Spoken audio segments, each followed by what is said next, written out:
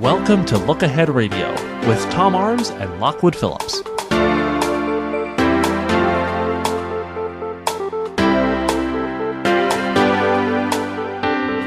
Viewpoints on the talk station FM 107 AM 1240.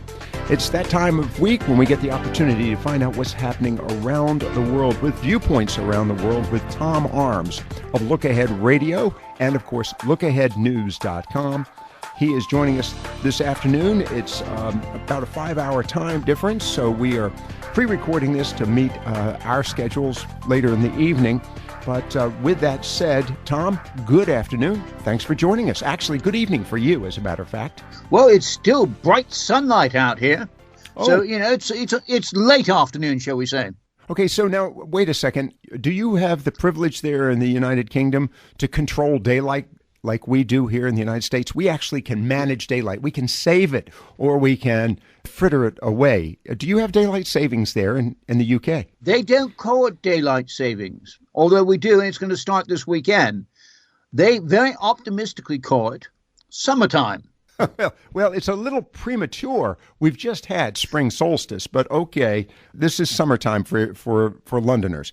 That's interesting. And by the way, weather, before I get to another breaking story there in your fair burg, what's the weather like in your neighborhood? Well, this morning I was absolutely soaked to the skin cycling to the gym.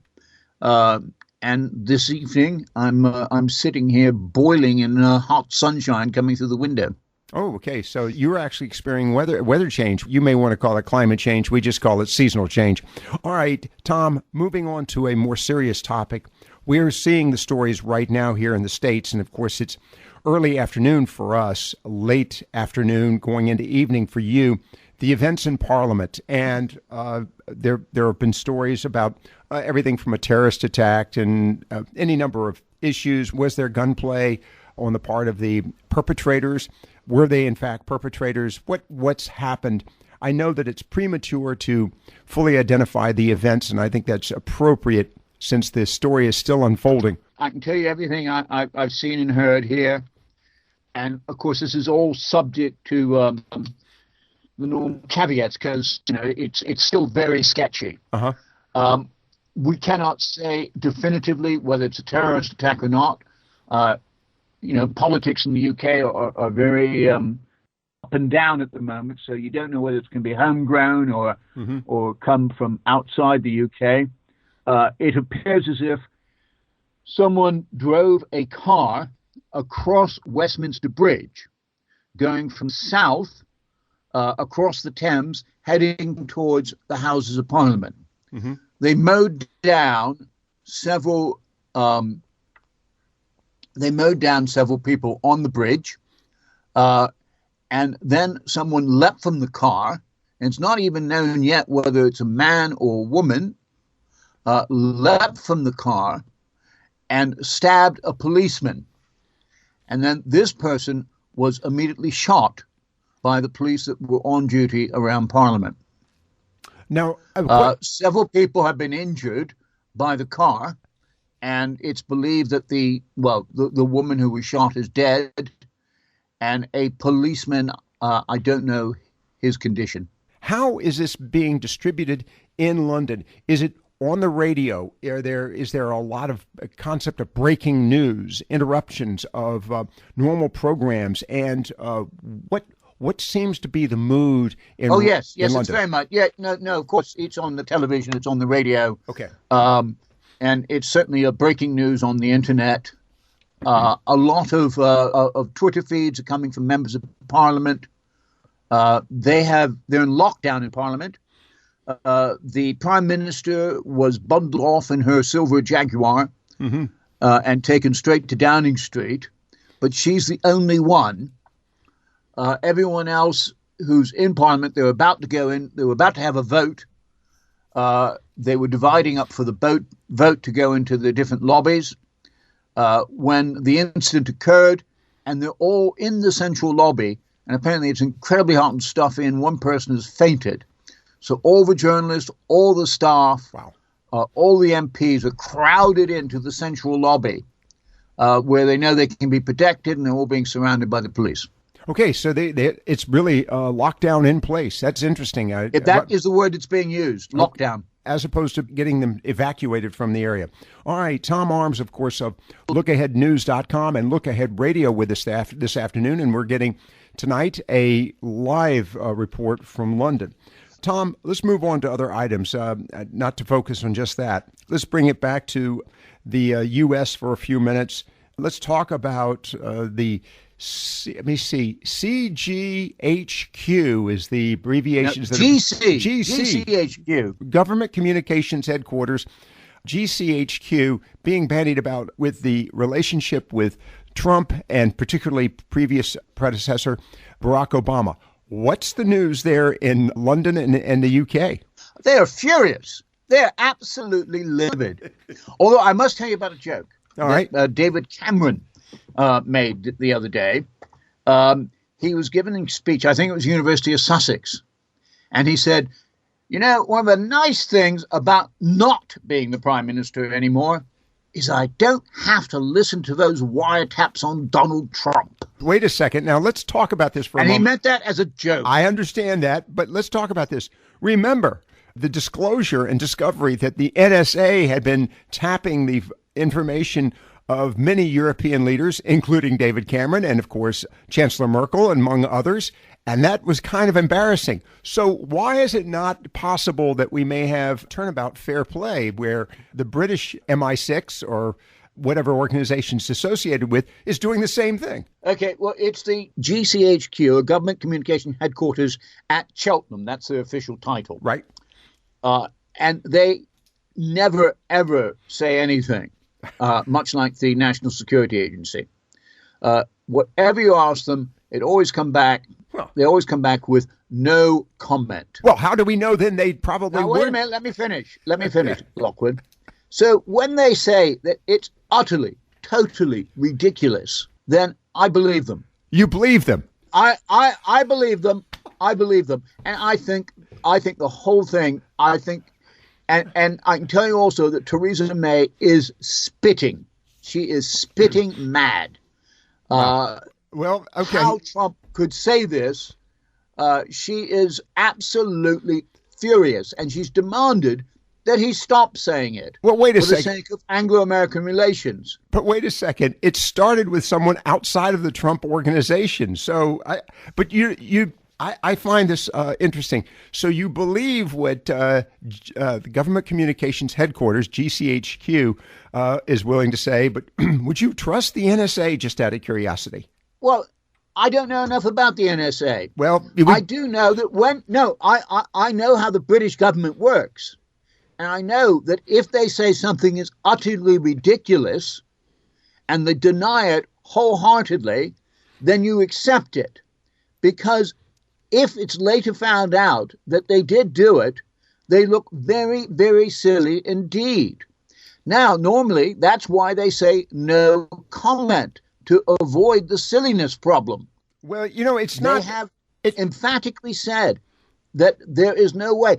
Trump has produced absolutely nothing in evidence. His evidence is a claim that some legal figure, some lawyer, thinks that it happened. Well, someone on Fox News. Right. He's basing his whole policy on Fox News. Well, hey, now I know you get a feed from Fox News, Lockwood, but I'm sorry. If I were president of the United States, I would not use any media organization to develop my policies. I would use people in the CIA, the FBI, the State Department, NSA, people like that.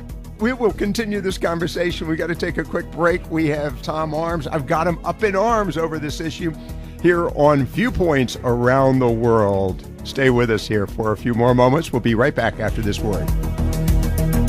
Look Ahead Radio will return in just a moment. This is Tom Arms with the expanded world analysis from LookAheadNews.com for the week beginning the 27th of March. Look Ahead broadcasts tomorrow's news today so that you can plan to participate. London will be recovering and the police investigating next week in the aftermath of Europe's latest terror attack. 2 died and 40 were injured. 7 critically, when a jihadist ploughed through crowds on Westminster Bridge before stabbing a policeman at the gates of the British Parliament. The attack forced the postponement on demands for a new independence referendum in Scotland. The vote will now be held on Tuesday. Meanwhile, Monday is the deadline for Northern Ireland's political parties to stop bickering or face the reimposition of direct rule from London. Then on Wednesday, Prime Minister Theresa May formally triggers Brexit negotiations when she invokes Article 50 of the Lisbon Treaty. The following day, Donald Tusk, President of the European Council, will set out the EU's negotiating position. In Washington, the Senate Judiciary Committee continues hearings on Monday into the appointment of Neil Gorsuch to the Supreme Court. Meanwhile, the court on Tuesday hears oral arguments in a landmark case on transgender rights. Trump University is also in court next week. On Thursday, the final hearing is held in a class action suit filed by ex-students who claim they were cheated. Other American events include the arrival on Saturday of 900 U.S. troops in northeastern Poland. And U.S. Secretary of State Rex Tillerson is expected to be in Turkey on Wednesday. On Monday, Turkey's overseas voters start casting their ballots in the April 16 referendum on a new constitution which will give near-dictatorial powers to President Erdogan. The result is expected to be close, and the 3 million overseas Turks could easily sway the result. In Kiev, the prime ministers of Ukraine, Armenia, Moldova and Georgia meet on Monday to discuss economic cooperation. Russia will also be on the agenda, and it will be noted that the president of Iran, Hassan Rouhani, will be in Moscow on Monday and Tuesday for talks on Syria. Britain's Prince Charles and his wife, the Duchess of Cornwall, are off on Wednesday to the Vatican, Austria and Romania, while French President François Hollande is in Indonesia on a trade mission. Other Asian events include the start of the trial in Malaysia of Penang Chief Minister Lim Guan Eg on corruption charges. On the same day, self-confessed Filipino assassin Edgar Matabato is due to file a case at the International Criminal Court accusing Filipino President Rodrigo Duterte of crimes against humanity. Elections next week are all on Sunday and include the second round of presidential elections in Ecuador, the first round of Serbian presidential elections, and parliamentary elections in Armenia. And that was next week's News Today, so that you can plan to participate in the world around you. Stay tuned after this message for Viewpoints Around the World with myself and Lockwood Phillips. Welcome back to Look Ahead Radio. Here is Lockwood Phillips. Viewpoints Around the World with Tom Arms this afternoon. And again, we are talking with him earlier in the day. It's evening where he is. We were just chatting a few moments ago about the events in the areas in the Westminster area around Parliament and Westminster Bridge, and we'll probably wrap it up if he's gotten any new details on that. But it's premature at this point to get into a great deal of detail. I want to go back to other issues, Tom. We were chatting a few moments ago related to security issues, and particularly that with GCHQ, Government Communications Headquarters, which I think, as I understand, is part of MI6. Associated with this is a ban on laptops in hand luggage not being allowed to be brought on the airplane. And this has created quite a stir, and particularly there in Europe. And as a matter of fact, as I understand it, the United Kingdom, Great Britain, has glommed on to this ban. Why? What do we know about this? Well, what I've been told is, in fact, there was some intelligence that something was being planned, that there was going to be a terrorist incident involving a plane and an explosion on the plane, and that the explosion would be set off using either an iPhone or an iPad, something which could be carried in hand luggage. Okay. And that they either it is a specific incident, or it may be that they were developing technology that allowed them to do this. And so this is, I'm told, in response to specific incident, or not specific incidents, but specific intelligence. Has this created quite a stir for travelers? I mean, what's again, how is this being distributed? Is this news? Is this breaking news there in the United Kingdom and around Europe? Yes, it is. And it, of course, it was the United States that first introduced it. But within hours, the UK had followed suit, and I think the French and the Germans are as well. Although I'd have to double check that because it's an ongoing story, much like the lockdown in Parliament. And initially, the reaction was, "Oh, this is another Trump travel ban type story." Right. And maybe it will be challenged in the courts. But in this particular instance, it's not another Trump travel ban story. It just so happened that you were a couple of hours ahead of Europe on this one in introducing it. Well, we may have gotten the information. It appears to be a coordinated security effort. Okay. In response to a very specific threat. We may have gotten the information, though, from GCHQ. I had to throw that in just for the fun of it. Tom Arms, of course, of LookAhead Radio with us this afternoon, and LookAheadNews.com. Remind you about that. Get tomorrow's news today. Just simply log on to LookAheadNews.com. Tom, let's talk about an item tomorrow, as a matter of fact. And you sent me a little note on this. I know that you were working on this last week. A nuclear deterrence on the part of the British government in relationship to, well, Europe, ostensibly. What is on tap here? Well, I'm actually going to have a scoop on this one. At least I hope it'll be a scoop. What it is, the British government is thinking about offering to extend its nuclear deterrence to EU countries in return for concessions in Brexit negotiations. It's extending its nuclear deterrence. You've got France that have nuclear capacity. I'm confident Germany, I'm thinking Germany does. No, only France and Britain. Really? There are tactical nuclear weapons that are under a dual key control. They are American tactical nuclear weapons. They're under dual key control based in a number of European countries. Dual key control means the country concerned and the United States. But they are not strategic weapons. These are battlefield weapons. But Great Britain has strategic weapons. What about France? Do they have strategic weapons? We're talking, of course, ICBM-type equipment. Yes. Yeah. France has submarine-launched and air-launched cruise missiles. Mm-hmm. And they're not as advanced as the American Purdue system, which is used by the British. And there is a concern that if the EU is too dependent on one of its member states, then that gives that member state too much political power. Now, one of the advantages of Britain being out of the EU, and one of the advantages is the fact that the nuclear umbrella is provided by the United States and has always been provided by the United States, the bulk of it, is that it doesn't, because it's controlled by the U.S., it doesn't give the ultimate deterrent power to any European country. Okay, now so they can work beneath that umbrella. The concept of a nuclear deterrence on behalf of Great Britain, does this open new doors of opportunity for the United Kingdom absent its presence in the European Union? Is there a connection there? Is this being developed as a possible, if you will, bridge between the United Kingdom and the European Union? Yes, that is one of the reasons for it. It sort of means that Britain can continue to have a seat at the European top table because it is providing its nuclear forces as a deterrent.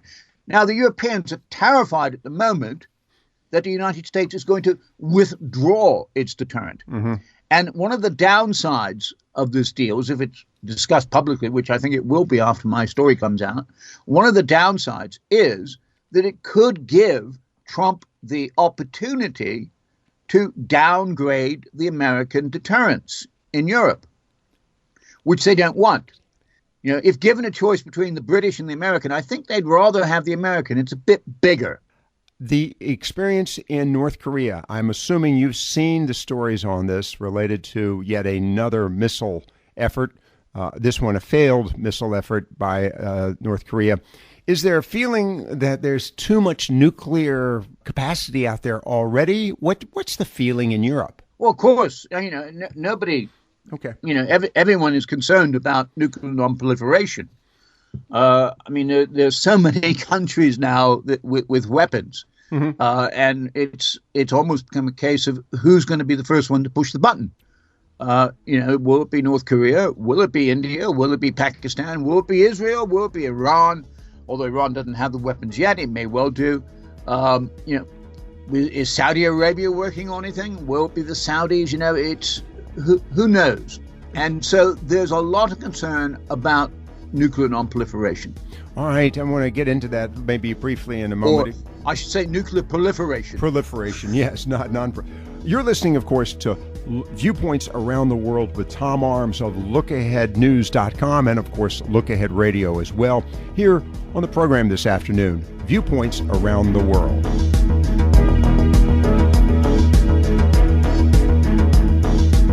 Look Ahead Radio will return in just a moment.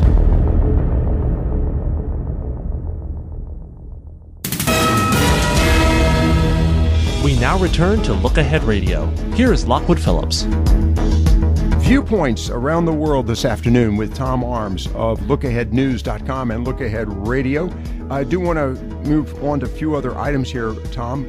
Move on to the issue of North Korea we chatted about a few moments ago.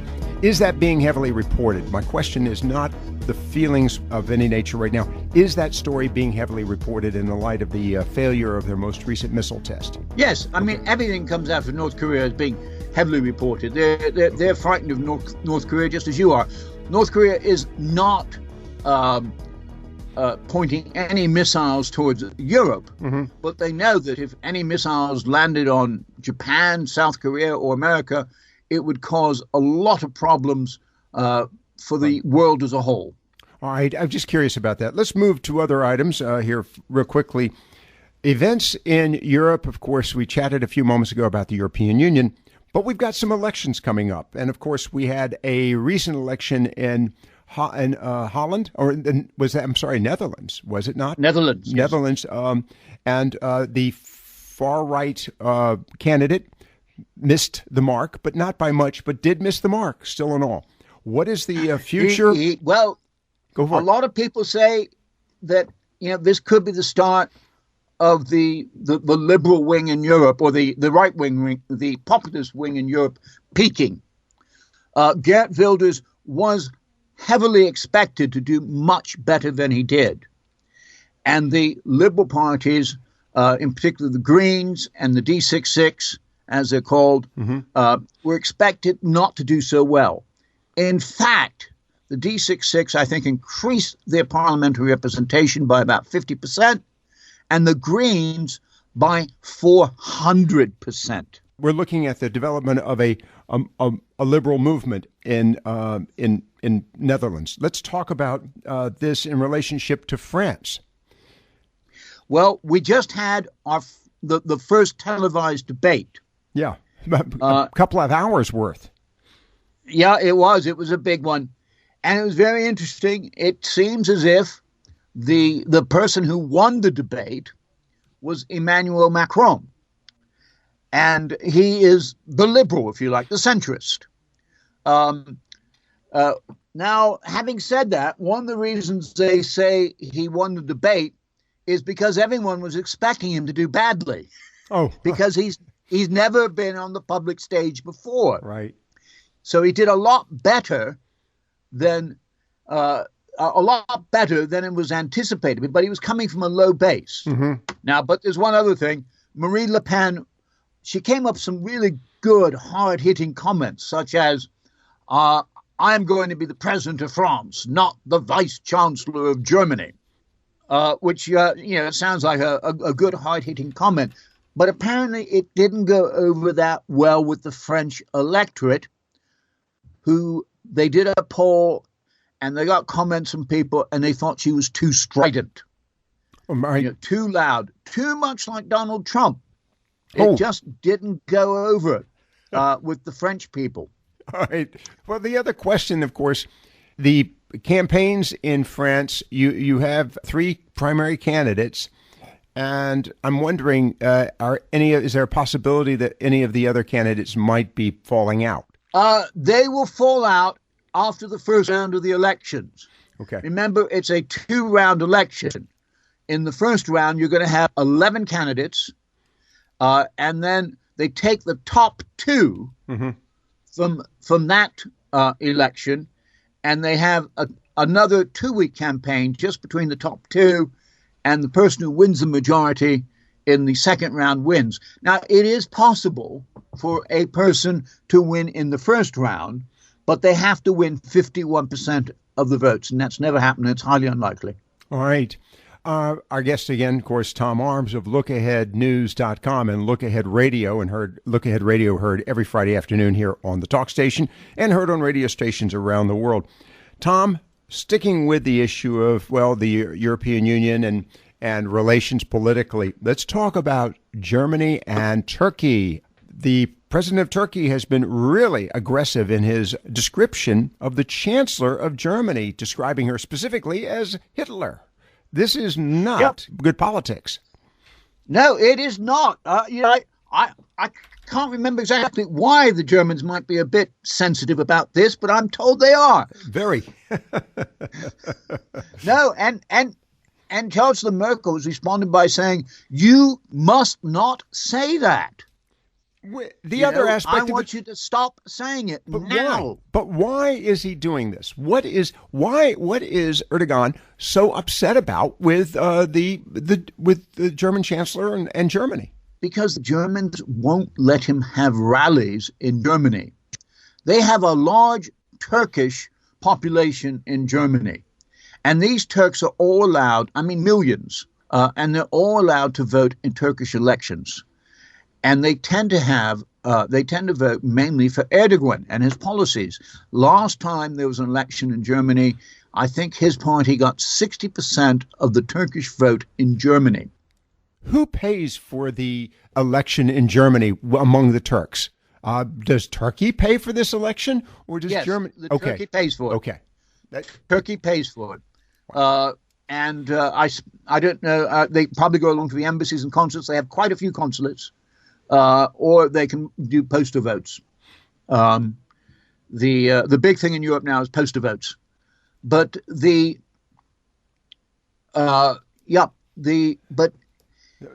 actually could swing the referendum vote, which is going to be held next month.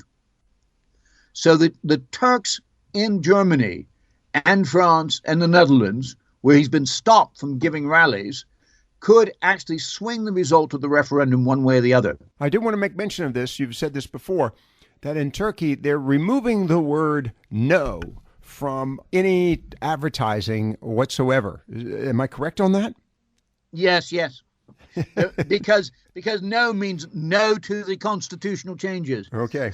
All right. This is important. Tom, and they're still locking up journalists and everyone else. Yeah, that's the other aspect of this. What is the impact on Chancellor Merkel? Because she also is facing an election. The fact that she's getting pushback from Turkey, and by the way, just to remind everyone, the seat of the Ottoman Empire, which was at one point a major opponent to Germany historically. But what is the impact of this reaction on Chancellor Merkel's campaign? Well, she has to be seen to be standing up to him. Okay. And in a way, he has to be seen to be standing up to her. And they're both going for votes. No. She is standing up for it. She's casting herself in the role as a defender of liberal values. And he is casting himself in the role of the defender of Islamic values in Turkey. Okay. And the two are clashing. Well, the other aspect of this, we won't get into the details of this, but it's important to bring up, Tom, and that is Erdogan has at his control hundreds of thousands of refugees, which he has threatened at times to release into Central Europe, which of course would probably end up at some point in some of these other regions, Germany, Netherlands, Holland, wherever, Sweden. So what's 2.5 million? 2.5 million. Okay. 2.5 million, and he's still he's threatening again. He's saying that after the referendum, he will be reassessing Turkey's role or position with Europe. Well, associated with that, Tom, is the fact that you've got concerns with Chancellor Merkel over her activities associated with the refugees as well. Yes, you do. And, it remains to be seen. I mean, the problem, those refugees are a bit like the nuclear deterrent.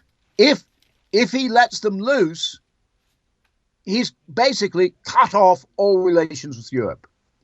He's put himself beyond the pale. But if he just holds on to them and threatens to let them loose, he might be able to get some concessions. This is interesting because it could potentially backfire on Chancellor Merkel, could it not? Because she's been criticized. It could backfire on everyone. She's taking a gamble that he won't let them loose, and he's taking a gamble that they will, cave in and be nicer to him for looking after the refugees. All right, we're going to at the same time, of course, the war in Syria. You've got the negotiations taking place in Geneva. You have negotiations taking place involving the Russians. Mm-hmm. And although there continues to be fighting and the rebels continue to fight against Assad, it does look as if Assad is winning. And if he does, then those refugees will start leaving countries like Jordan and Turkey and Lebanon and going back into Syria. All right, we're going to get back to that in just a moment. As a matter of fact, you bring up Russia and Kurdistan. Let's talk about that right after this break. You're listening to Viewpoints Around the World with Tom Arms of LookAheadNews.com and Look Ahead Radio. Stay with us for more here right after this break.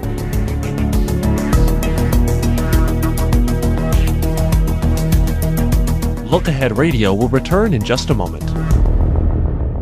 Observations of an Expat by Tom Arms from LookAheadNews.com. The EU is worried about losing their American nuclear umbrella.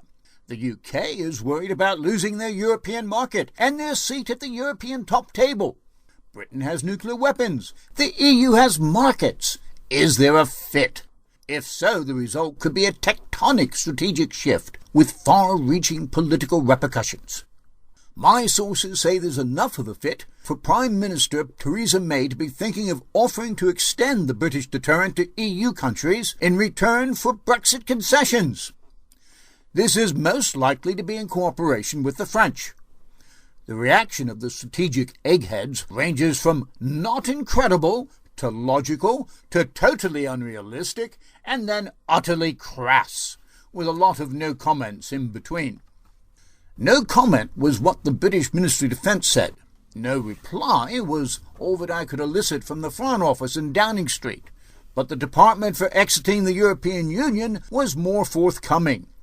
It referred me to Mrs. May's 18th of January Brexit strategy speech, in which she said, "The third reason I believe we can come to the right agreement is that cooperation between Britain and the EU is needed not just when it comes to trade, but when it comes to our security too. Britain and France are Europe's only two nuclear powers. We're the only two European countries with permanent seats on the UN Security Council. Britain's armed forces are a crucial part of Europe's collective defence. After Brexit, Britain wants to be a good friend and neighbour in every way, and that includes defending the safety and security of all of our citizens." A quick phone round the embassies and European ministries of foreign affairs elicited more no comments until I came to the polls, where a spokesperson said, "Yes, that's right." The verbal reaction was quickly followed by an email with a more diplomatic no-comment line. Dr. Ian Lesser, Vice President of the German Marshall Fund, said it's not incredible that Britain is considering using its nuclear deterrent as part of the Brexit negotiations, but he added it would certainly be controversial.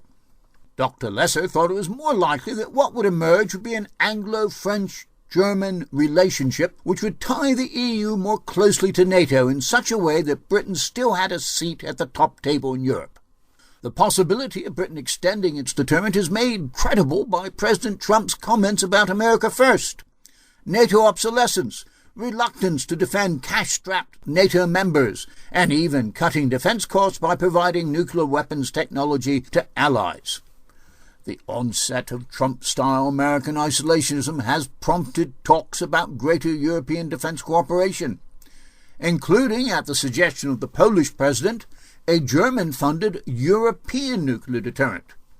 This was firmly and immediately rejected by Chancellor Angela Merkel. Strategists in Europe and America have historically opposed the dominance of a single European country. Germany is currently the number one political and economic power, but it lacks the military capability to project its influence. One of the roles of the American nuclear umbrella has been to protect Europe, while at the same time allowing the ultimate deterrence to be controlled from outside Europe, thus preventing the emergence of the one overbearing European state. A perpetual fear of Europeans during and after the Cold War has been that America would decouple itself from Europe by withdrawing or weakening its nuclear umbrella. This would leave the EU vulnerable to Russian nuclear blackmail. The UK outside of the EU would also be politically removed, and there would be a continuing link with the US, as the Trident missiles used to deliver British warheads are American-made. Any deal would require American approval. An Anglo-French nuclear deterrent would be only 515 nuclear warheads. The US has 6,970. But Britain and France currently look a lot more reliable. Welcome back to Look Ahead Radio. Here is Lockwood Phillips. Viewpoints on the talk station FM 107 AM 1240. Viewpoints around the world with Tom Arms of LookAheadNews.com and, of course, Look Ahead Radio as well. Tom, let's talk about several quick items here before we wrap things up. First, we chatted a few moments ago about Russia, a base in Kurdistan. We have Russian relations with the Kurds. What's happening there? Very quickly. Well, the Kurds, as you know, a group which straddles Turkey, Iraq, and Syria and Iran. Mm-hmm. And they've been playing a major role in fighting against ISIS and also fighting against Assad. But they have formed a relationship now with Russia. And the Russians are setting up a base in Kurdistan. And reports are that they are providing military training and weapons to the Kurds. Which this is going to sour relations with Turkey, exactly. Russia's new best friend. Yes, I wanted to bring that up. Yes. Exactly, because the Kurds are hated by Erdogan. But the Kurds have been the subject of major pogroms on the part of the Turks in history. So the Kurds dislike the Turks as much as the Turks dislike the Kurds. Am I correct on that? You are absolutely correct. You know, there's a first time for everything. Oh, thank you very much. I'm glad you finally agree with my right thinking. Tom Arms of LookAheadNews.com and, of course, Look Ahead Radio. All right, this... You almost left me behind. Well, this is going to definitely upset the balance there in the Middle East. I got a quick question. Ignoring Syria, Iran, what role does Iran play in this, just out of curiosity? Iran is supporting Assad, and it's working with the Russians, and it's also supporting the Kurds. Wow. It's fighting against ISIS because ISIS is Sunni, right, and they are Shiite. It's just, I'll tell you what, just when you think things are calming, or I should say calming down, but lining up in the Middle East, somebody like the Russians just really upset the entire apple cart. This will be worth watching. The Middle East will keep journalists fully employed for centuries. We're gonna follow up on this in the weeks ahead. Tom Arms, of course, of LookAheadNews.com and Look Ahead Radio. Tom, before I get to the final question related to the happiest country in the world, we had a caller who has left me a message and would like to ask a quick question. He's basically asking, should he be invited to go to the UK, United Kingdom? He's doing some assistance. He's helping somebody with their building project. The individual's a handyman, and he overstays his visit for a period of time to assist his friend there in the United Kingdom with their building project, but gets arrested for being, I would say, delinquent in his departure, having overstayed his departure, what happens to that individual? Okay, I would say it's unlikely that he would be arrested. But what would happen is when you come in, they stamp your passport with the day that you arrived. And it will say you have a 6-month visa. Mm-hmm. And then they will look at that when you leave. And if you've been there longer than 6 months, they will stamp your passport again. And it will say, you can never come back. Oh, okay. So very interesting. Never come back. There's no grace period. Yes, you'll be put on a blacklist. Wow. All right. Very interesting story on that one. Tom, let's look at another item. Hey, well, obviously that individual would be unhappy because they wouldn't be able to return to the United Kingdom. But let's talk about a happy situation, such as Norway now being identified as the happiest country in the world. Yes, Norway is the happiest country in the world. They've taken over from Denmark. Last week, we had a UN happiness report. And the UN happiness report has come out, and Norway is now number 1. Now, United States is 14, well down the list. You may be interested to know. Well, no. Number 2 is Denmark. Number 3 is Iceland. Canada's number 7. I can't imagine Iceland being number 3 because it's very cold climate there. I don't know what makes people happy in Iceland. They have volcanically heated hot springs to keep warm in. Oh, okay. And you haven't seen the Icelandic women. I have. Okay. All right. Norway is now the happiest country in the world. How often do they do this report? Every year. Oh, my goodness. Well, do you think their vacationing, or pardon me, their tourist traffic will increase as a result of this? I have no idea, but I should add, because I know you'll be very interested in this, that they also have one of the highest number of immigrants in Europe. Wow. Per capita. Yeah, but and they're still the happiest country in the world. They probably asked a lot of those immigrants, and I'm sure they are happy to be outside. Sweden. I know how you don't like Sweden because of all the immigrants. They're number 10. Okay, I love Sweden, so we'll not go there. All right, Tom Arms of LookAheadNews.com and Look Ahead Radio. Tom, as always, thank you for being with us this afternoon. Viewpoints around the world with Tom Arms. And again, pay attention to the website LookAheadNews.com. Tomorrow's news today. Look Ahead Radio is a production of the Talk Station.